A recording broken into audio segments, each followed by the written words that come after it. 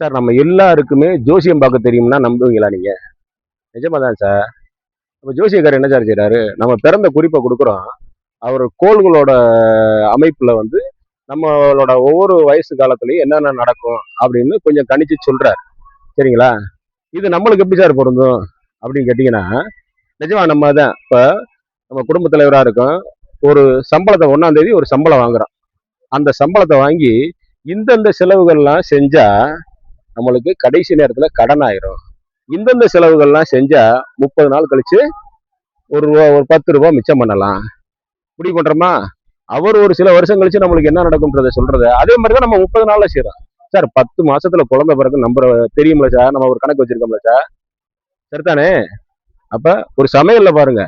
இன்னென்ன சமையல்ல பொருள்கள போட்டா இன்னென்ன குழம்பு கிடைக்கும். இந்த அரிசி இப்படி வேக வச்சா இப்படி இப்படி செஞ்சா பிரியாணி கிடைக்கும். எல்லாமே கணக்கு சார்.